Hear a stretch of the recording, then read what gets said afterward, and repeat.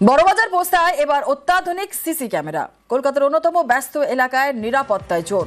ঠিক নিরাপত্তায় কি জোর দেওয়া হচ্ছে এই ব্যস্ততম এলাকা অর্থাৎ পোস্তা, বড়বাজারের পোস্তা অত্যন্ত ঘিঞ্জি এলাকা। আমাদের সঙ্গে রয়েছেন আমাদের প্রতিনিধি অমিত, আরো বিস্তারিত বলবে। অমিত, এটিকে কি ব্যবস্থা নেওয়া হচ্ছে, অত্যাধুনিক কি ব্যবস্থা নেওয়া হচ্ছে?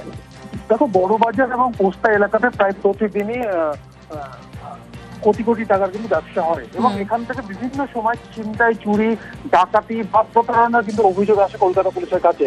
সেই জায়গা থেকে কলকাতা পুলিশের তরফে সিদ্ধান্ত নেওয়া হয়েছে পোস্তা এবং বড়বাজার এলাকাতে বিভিন্ন পয়েন্টে অত্যাধুনিক ক্লোজ সার্কিট ক্যামেরা তারা লাগাতে চাইছেন এবং শুধু তাই নয়, এই সমস্ত ক্লোজ সার্কিট ক্যামেরা লাইভ ফুটে লালবাজার থেকে মনিটর করবে। সেক্ষেত্রে বড়বাজার থানা এলাকার 16টি পয়েন্ট তারা ইতিমধ্যে চিহ্নিত করেছে, যেখানে 32টি ক্লোজ সার্কিট ক্যামেরা বসানো হবে, যার জন্য বরাদ্দ হয়েছে 17 লক্ষ টাকা। অন্যদিকে পোস্তা এলাকার ক্ষেত্রেও প্রায় 20 লক্ষ টাকা ব্যয়ে 53টি সিসিটিভি কিন্তু বসানোর প্রস্তাব ইতিমধ্যে সিদ্ধান্ত নেওয়া হয়েছে এবং খুব সম্প্রতি খুব শীঘ্রই কাজ শুরু হবে এবং পুজোর আগে এই কাজ শেষ করা হবে, এমনটা কিন্তু লালবাজার সূত্রে খবর। এবং সম্প্রতি যে ঘটনাগুলো উঠে আসছে পোস্তা বা বড়বাজার এলাকায়, সেখানে কিন্তু ক্লোজ সার্কিট ক্যামেরা ফুটেজের সাহায্যে কিন্তু অনেকগুলো তদন্তের ক্ষেত্রে তদন্তের কাজ এগিয়ে নিয়ে যেতে পারেনি তদন্তকারী আধিকারিকরা বা গোয়েন্দা বিভাগ। সেক্ষেত্রে এই সমস্ত ক্লোজ সার্কিট ক্যামেরার সাহায্য নিয়ে কিন্তু অপরাধীদের রুখে এই ধরনের পদক্ষেপ নেওয়া হচ্ছে লালবাজার তরফে। একেবারে ধন্যবাদ। এবার পুরসভার স্বাস্থ্যকেন্দ্রে দাঁতের চিকিৎসা, এমনই উদ্যোগ নিয়েছে কলকাতা পুরসভা। কাশীপুরের বেসরকারি কলেজের সঙ্গে গাঁটছড়া বাঁধতে চলেছে পুরসভা, আর এবছরে বিনামূল্যে দাঁতের চিকিৎসা চালুর ভাবনা।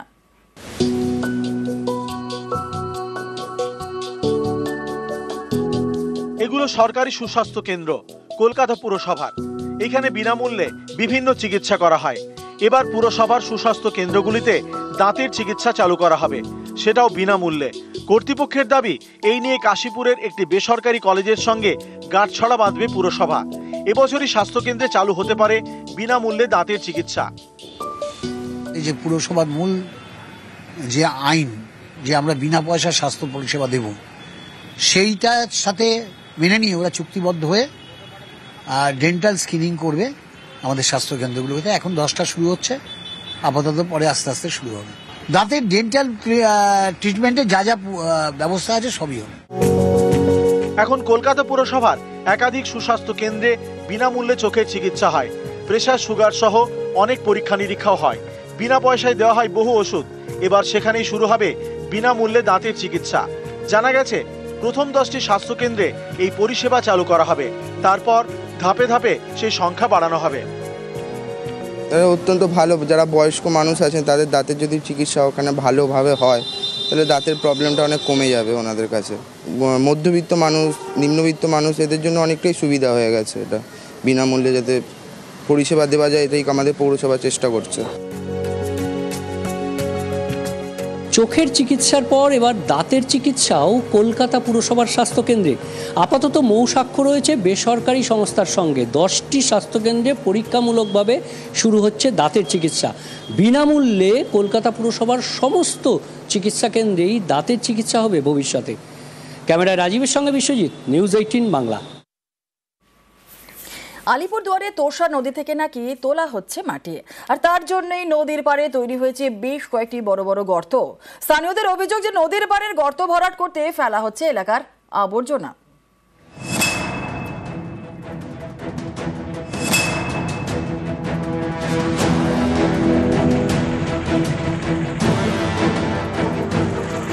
এই দেখুন কি কাণ্ড!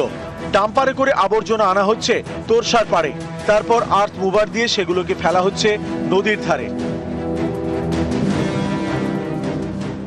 আলিপুরদুয়ার 1 নম্বর ব্লকের পূর্ব কাঁঠালবাড়ি, এখান দিয়ে বয়ে গিয়েছে তোরসা নদী, আর এই তোরসা পাড় থেকে মাটি চুরির অভিযোগ স্থানীয়দের।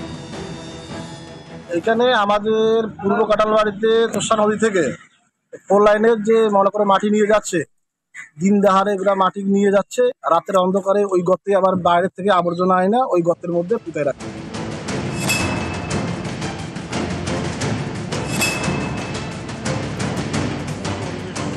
তোরসা নদী পূর্ব কাঁঠালবাড়িতে এই নদীর পাড় থেকে মাটি তুলতে তুলতে গর্ত হয়ে গিয়েছে। এই দেখুন বড় বড় গর্ত। নদীর জলও দেখা যাচ্ছে। এই গর্তগুলো ভরাট করতে ফেলা হচ্ছে আবর্জনা। স্থানীয়দের অভিযোগ, বাজার এবং হাসপাতালের আবর্জনা এনে ফেলা হচ্ছে গর্তে, সেইগুলি গিয়ে মিশছে নদীর জলে। শনিবার আবর্জনা নিয়ে আসা ডাম্পার আটকে বিক্ষোভ দেখান স্থানীয়রা। গোটা বিষয়টি পুলিশকে জানানো হয়। আমাদের এইখানে অনেক বিভিন্ন ধরনের জায়গা থেকে, মনে করো পলাশবাড়ি, শিশিয়ারগড়, ওই সমস্ত জায়গা থেকে কাঁচরা নিয়ে এসে আমাদের শিলতোষা নদীতে কোথায় রাখতেছে, ঠিক আছে। তার কারণে আমরা গাড়ি আটক করে রাখছি। এখন গাড়ি আটক করার মাধ্যমে পুলিশ প্রশাসন আসার পরে এখন ওইখান থেকে নদীর থেকে আবার কাঁচরা ওটাই নিয়ে এতে গাড়ি দাঁড় করানো হবে।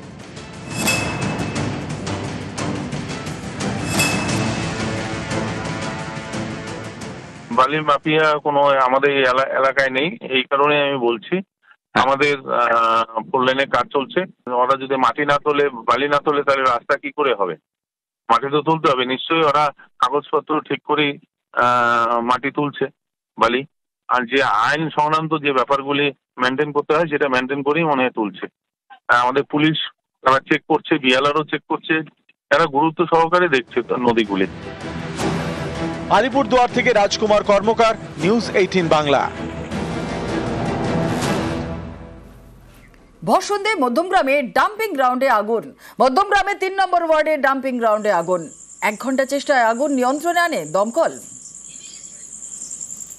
ভ্যাটের লোক হিসেবে এসে চলে যায়, তখন এসে আগুন লাগে। প্লাস্টিকটা ফেলে, শুকনো প্লাস্টিক, তখন আগুনটা লেগে যায় সাইড দিয়ে। দমকল যখন জোরে আগুন ওঠে তখন হয়তো পাশের লোক ফোন করে, তখন হয়তো আসে। বারবার আগুন লাগছে। বসিরহাটে সলিড ওয়েস্ট ম্যানেজমেন্ট প্রকল্প। গ্রামের আবর্জনা থেকে তৈরি হয় সার এবং তারপর তা বিক্রি করা হবে। রাজ্য সরকারের উদ্যোগেই এই প্রকল্পে খরচ হয়েছে 10 লক্ষ টাকা। অনেক পঞ্চায়েত এলাকায় বড় সমস্যা আবর্জনা। সেই সমস্যার সমাধানে আসরে রাজ্য সরকার। বসিরহাটের সীমান্তবর্তী গ্রামে চালু সলিড ওয়েস্ট ম্যানেজমেন্ট প্রকল্প। শনিবার এই প্রকল্পের উদ্বোধন হয়। একটা সলিড ওয়েস্ট ম্যানেজমেন্ট প্লান্ট ইনগ্রেশন ছিল। বিডিও সাহেব এবং পঞ্চায়েত সমিতির সভাপতি সাহেব ও পুরো পঞ্চায়েত সমিতি এবং গ্রাম পঞ্চায়েত খুবই পরিশ্রম করে এটা কাজ শুরু করতে যাচ্ছে। আমরা এলাকায় ময়লা কমাতে পারবো। এর নেক্সট স্টেপ আমরা যে ওয়েস্ট যত জেনারেট হচ্ছে ওটার আমরা প্রসেস করে হতে পারে সার তৈরি করতে পারবো, ওই দিকে আমরা এগোবো। তো আমরা আশা করি এটা প্রোগ্রাম খুবই সাকসেসফুল হবে। উত্তর 24 পরগনার বসিরহাটের ইটিন্ডা পানিতোর গ্রাম পঞ্চায়েত এই এলাকায় চালু হয়েছে সলিড ওয়েস্ট ম্যানেজমেন্ট প্রকল্প। প্রথমে গ্রামের বিভিন্ন এলাকা থেকে আবর্জনা সংগ্রহ করা হবে। পচনশীল সে আবর্জনা থেকে তৈরি হবে সার। সেই সার বাজারে বিক্রি করা হবে। এছাড়াও আবর্জনা থেকে আলাদা করা হবে প্লাস্টিক। সেই প্লাস্টিকও নতুনভাবে কাজে লাগানো হবে। এই ওয়েস্ট ম্যানেজমেন্ট প্রকল্পে কাজ করবেন স্বনির্ভর গোষ্ঠীর প্রতিনিধিরা। স্থানীয়দের দাবি, এই প্রকল্প চালু হওয়ায় এলাকা পরিষ্কার পরিচ্ছন্ন থাকবে। আমরা খুবই খুশি, এবং তাতে করে কি রোগ জীবাণু, এই মশা মাছি, ডেঙ্গু এসবগুলো হবে না। বর্জ্যগুলো দিয়ে সার তৈরি হবে, খুব ভালো, আমাদের উপকৃত হবে। তো গ্রামবাসী হিসাবে ভীষণ খুশি এবং আনন্দিত, কারণ আমরা দেখেছি যে শহরে এলাকায় এরকম বাড়িতে বাড়িতে থেকে বর্জ্য পদার্থ নিয়ে সারে রূপান্তরিত করা হচ্ছে। সেইটা আজকে বাস্তবায়িত হচ্ছে আমাদের ইটিন্ডা পানিতর অঞ্চলে। বসিরহাট থেকে অনুপম সাহা, নিউজ 18 বাংলা।